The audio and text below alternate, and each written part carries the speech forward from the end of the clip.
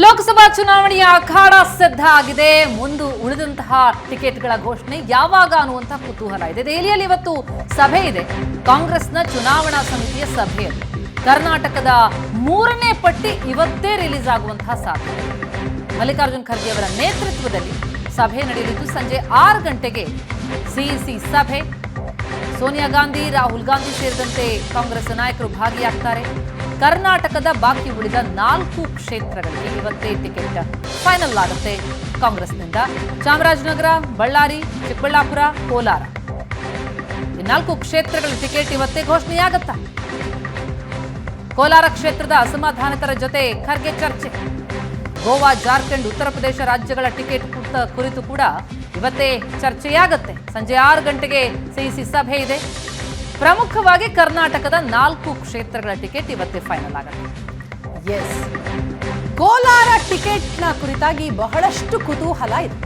Kolar ticket ಫೈಟ್ನಲ್ಲಿ ಗೆದ್ರ ಹಾಗಾದರೆ ಸಚಿವ KH Muniyappa ಅಳಿಯನಿಗೆ ticket ಕೊಡಿಸಲೇಬೇಕು ಅಂತ ಬಹಳಷ್ಟು ಲಾಭಿ ಮಾಡ್ತಾ ಇದ್ರು ಸಚಿವ KH ಮುನಿಯಪ್ಪ. ಈಗ ಅಳಿಯನಿಗೆ ಟಿಕೆಟ್ ಕೊಡಿಸುವಲ್ಲಿ ಮುನಿಯಪ್ಪ ಯಶಸ್ವಿಯಾದ್ರ ಎನ್ನುವಂತಹ ಪ್ರಶ್ನೆ ಮೂಡ್ತಾ ಇದೆ. ಎಲ್ ಹನುಮಂತಯ್ಯ ಅವರಿಂದಲೂ ಕೂಡ ಮಲ್ಲಿಕಾರ್ಜುನ ಖರ್ಗೆ ಅವರನ್ನ ಭೇಟಿಯಾಗಿ ಮಾತುಕತೆ ನಡೆಸಿದ್ರು. ನಾನು ಪ್ರಬಲ ಆಕಾಂಕ್ಷಿ ಅಂತಲೂ ಕೂಡ ಎಲ್ ಹನುಮಂತಯ್ಯ ಅವರು ಹೇಳಿದ್ರು. ಇನ್ನು KH ಮುನಿಯಪ್ಪ ಅವರ ಫ್ಯಾಮಿಲಿಗೆ ಟಿಕೆಟ್ ಕೊಡಲೇಬಾರ್ದು ಅಂತ ಪಟ್ಟು ಕೂಡ ಹಿಡಿಯಲಾಗಿತ್ತು. ಈಗ ಕೊನೆಗೂ ಕೂಡ ತಮ್ಮ ಅಳಿಯ ಚಿಕ್ಕ ಪೆದ್ದಣ್ಣಗೆ ಟಿಕೆಟ್ ಕೊಡಿಸುವಲ್ಲಿ ಸಫಲರಾಗ್ತಾ ಇದ್ದಾರಾ KH ಮುನಿಯಪ್ಪ? ಮಲ್ಲಿಕಾರ್ಜುನ ಖರ್ಗೆ ಅವರ ಜೊತೆ ಮಾತುಕತೆಯನ್ನ ನಡೆಸಿದ್ರು KH ಮುನಿಯಪ್ಪ ಹಾಗೂ ಎಲ್ ಹನುಮಂತಯ್ಯ. ಹಾಗಾದ್ರೆ ಕೊನೆಗೆ ಯಾರಿಗೆ ಟಿಕೆಟ್ ಸಿಗುತ್ತೆ ಅನ್ನುವಂಥದ್ದು ಬಹಳ ಕುತೂಹಲಕ್ಕೆ ಕಾರಣ ಆಗ್ತಾ ಇರುವ ವಿಷಯ. ಇವತ್ತು ಸಿಇಸಿ ಮೀಟಿಂಗ್ ಇದೆ. ಆ ಮೀಟಿಂಗ್ನಲ್ಲಿ ರಾಜ್ಯದ 4 ಲೋಕಸಭಾ ಕ್ಷೇತ್ರಗಳಿಗೆ ಟಿಕೆಟ್ ಫೈನಲ್ ಆಗುತ್ತೆ. ಅದರಲ್ಲಿ ಕೋಲಾರವೂ ಕೂಡ ಒಂದು.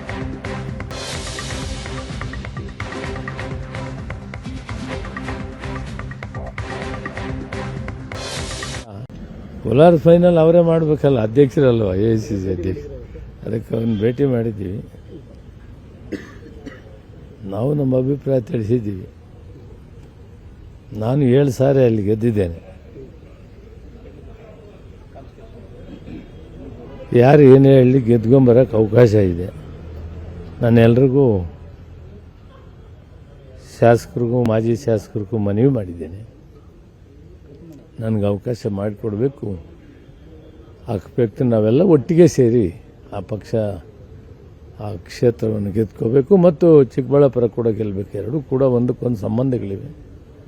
ಜೊತೆಗೆ ಎಸ್, ಈ ಬಗ್ಗೆ ಡೀಟೇಲ್ಸ್ ಪಡೆಯೋಣ. ನಮ್ಮ ಪ್ರತಿನಿಧಿ ಮಾರುತೇಶ್ ಈಗ ಸಂಪರ್ಕದಲ್ಲಿದ್ದಾರೆ. ಮಾರುತೇಶ್, ಕಾಂಗ್ರೆಸ್ನ ಸಿಇಸಿ ಸಭೆ ಇದೆ ಇವತ್ತು.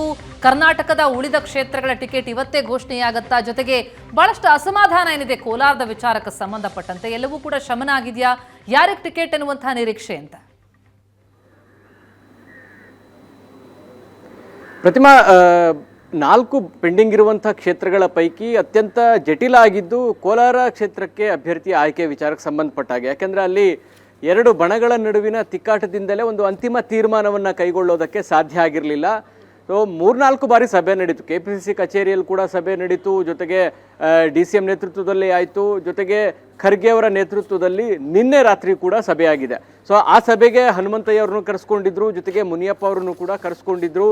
ಅಂತಿಮವಾಗಿ ಖರ್ಗೆ ಅವರು ಒಂದು ತೀರ್ಮಾನವನ್ನು ತೆಗೆದುಕೊಂಡಂತೆ ಕಾಣಿಸ್ತಾ ಇದೆ. ಹಾಗಾಗಿನೇ ಬಹುತೇಕ ಮುನಿಯಪ್ಪ ಅವರ ಅಳಿಯ ಚಿಕ್ಕ ಪೆದ್ದಣ್ಣ ಅವರಿಗೆ ಕೋಲಾರದ ಟಿಕೆಟ್ ಖಚಿತ ಆಗುವಂಥ ಲಕ್ಷಣಗಳಿದೆ. ಅಲ್ಲಿದ್ದಂಥದ್ದೇನು, ರಮೇಶ್ ಕುಮಾರ್ ಬಣದವರು ಹೇಳ್ತಾ ಇದ್ದಿದ್ದು ಈ ಬಾರಿ ದಲಿತ ರೈಟ್ಗೆ ಕೊಡಿ, ಯಾಕಂದರೆ ದಲಿತ ಬಲ ಸಮುದಾಯ ಕೋಲಾರದಲ್ಲಿ ಅತಿ ಹೆಚ್ಚಿನ ಸಂಖ್ಯೆಯಲ್ಲಿದೆ. ಮುನಿಯಪ್ಪ ಅವರು ಅಳಿಯ ಎಡ ಸಮುದಾಯಕ್ಕೆ ಸೇರ್ತಾರೆ, ಅವರಿಗೆ ಕೊಡುಕೂರ್ದು. ಜೊತೆಗೆ ಮುನಿಯಪ್ಪ ಸಚಿವರಾಗಿದ್ದಾರೆ ಸರ್ಕಾರದಲ್ಲಿ, ಮಗಳು MLA ಆಗಿದ್ದಾರೆ, ನಿಗಮ ಮಂಡಳಿ ಅಧ್ಯಕ್ಷ ಕೂಡ ಮಗಳಿಗೆ ಕೊಡಲಾಗಿದೆ.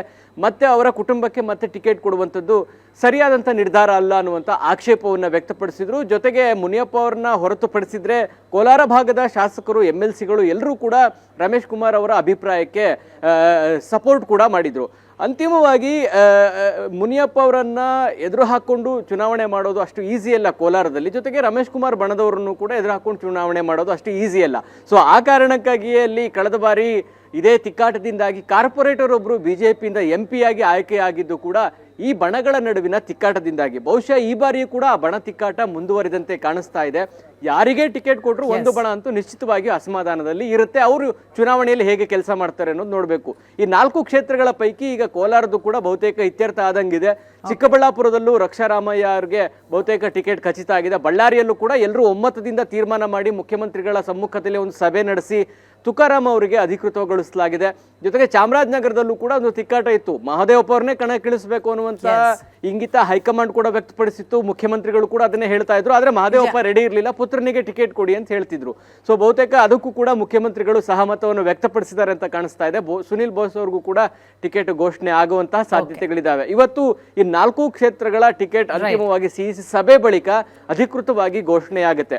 ಅಲ್ಲಿಗೆ ಕಾಂಗ್ರೆಸ್ನ ಟಿಕೆಟ್ ಆಯ್ಕೆಯ ಕಸರತ್ತು ಇವತ್ತು ಬಹುತೇಕ ಮುಗಿಯುವಂತ ಲಕ್ಷಣಗಳು ಕಾಣಿಸ್ತಾ ಇದ್ದಾವೆ. ಪ್ರತಿಮಾ, ಥ್ಯಾಂಕ್ ಯು ಮಾರುತೇಶ್ ತಮ್ಮೆಲ್ಲ ಮಾಹಿತಿಗಾಗಿ.